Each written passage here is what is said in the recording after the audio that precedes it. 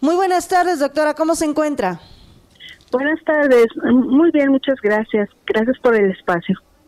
Doctora, pues el tema de las familias de personas desaparecidas es un tema que aquí hemos abordado constantemente, hemos estado escuchando diferentes colectivos, cómo realizan un trabajo diario y cómo pues la situación que hoy enfrenta Jalisco es una situación difícil, una situación crítica. Sin embargo, pues se enfrentan a diferentes retos, a diferentes desafíos a lo largo pues de su trabajo, a lo largo de esta búsqueda de sus familiares. Pero ¿qué nos pudiera comentar usted, doctora, con respecto a este tema?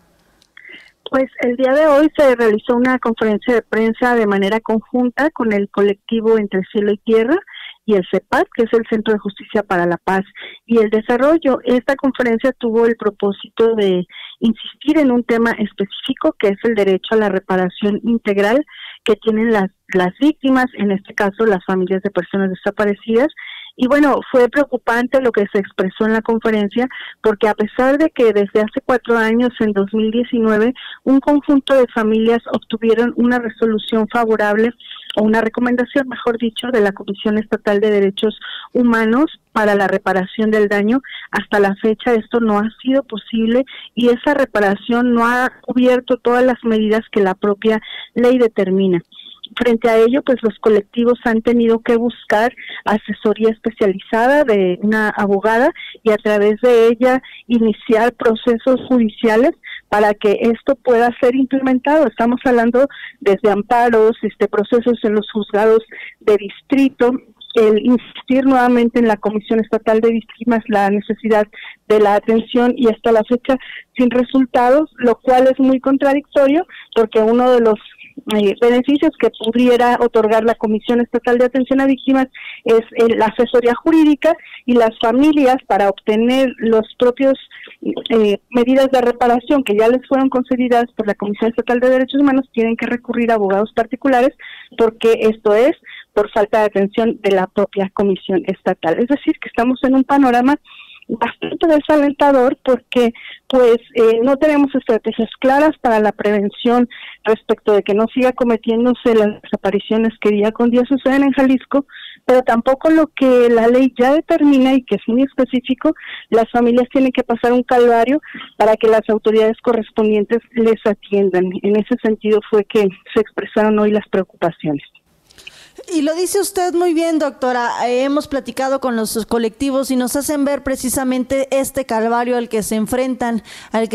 cuando van a las instituciones de gobierno y piden que les aporten a las investigaciones, que les esclarezcan los hechos. Nos han hablado también de que, como usted bien lo menciona, esta ayuda, esta asesoría jurídica, pues se enfrentan a otras situaciones. Podemos hablar de que también tienen necesidades incluso económicas en temas de salud. Por ahí en una ocasión nos mencionaban de parte de este colectivo que pues hay muchas madres buscadoras que también han estado enfermas precisamente en este ir y venir en la búsqueda de sus familiares desaparecidos. ¿Qué otros retos, qué otras necesidades tienen las familias de personas desaparecidas, doctora? En primer lugar, me parece que el que las autoridades sean responsables con relación a las obligaciones que la propia ley les determina. Es decir, no están pidiendo ningún favor ni ninguna atención especial, sino reclaman lo que les corresponde y que por ley se establece. Pero también por parte del Comité de Análisis hemos insistido pues que las autoridades tienen que tener, además de empatía, una formación y capacitación en temas de derechos humanos y justo de atención a víctimas, porque la Ley de Desapariciones de Jalisco ya establece una serie de principios que deben regir la actuación de las autoridades con relación a la atención a las víctimas y a los familiares. Entre esos principios destaca un enfoque humanitario, que su actuación sea en el sentido de causar el menor daño posible a las familias, que alejar las prácticas de estigmatización, revictimización, y todos estos preceptos ya la ley los determina, pero pareciera que muchas veces quienes atienden a las familias los desconocen o no han recibido la capacitación correspondiente y terminan siendo insensibles frente a una situación que por demás es muy dolorosa. Entonces, bien decías hace un momento, el tema implica un desgaste físico, emocional, económico, decía la señora Marletti en la conferencia, un duelo abierto, es decir, no pueden cerrar un proceso de dolor que lleva en algunos casos de las desapariciones de larga data años, porque pues lo que al final las madres buscan es que sus hijos sean localizados, que sean presentados nuevamente, que sean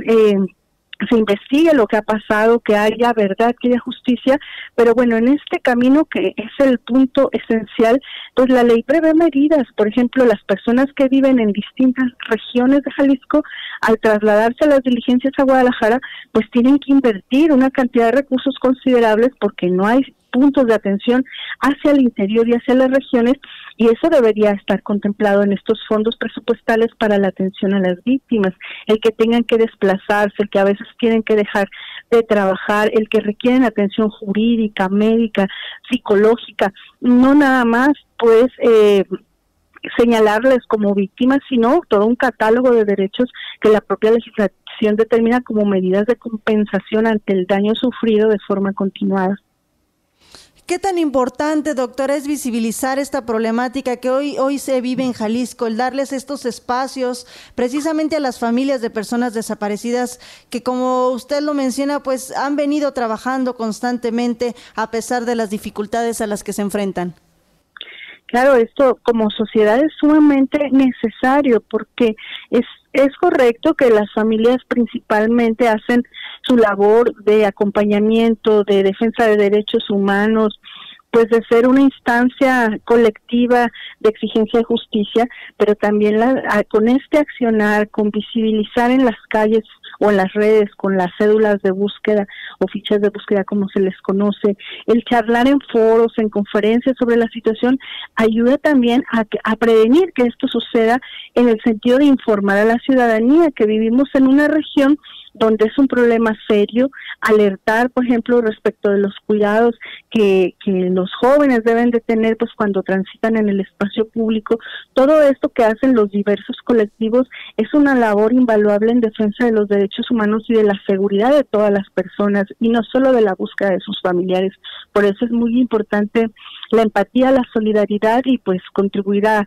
sensibilizar y difundir sobre problemas tan específicos como este, que se les niega inclusive la atención como víctimas cuando ya tienen una resolución en ese sentido. Por último, doctora, ¿cuál sería el llamado que se le pudiera hacer a las autoridades, a la sociedad en general en torno a este tema? En el caso del comité, insistimos, por supuesto, en la atención oportuna e inmediata a las familias y que las medidas que la ley ya determina se cumplan a cabalidad, que se destine el presupuesto suficiente y que el personal sea capacitado. Pero hay un pendiente con relación a la ley de víctimas, y es que debió haberse discutido en un paquete legislativo que se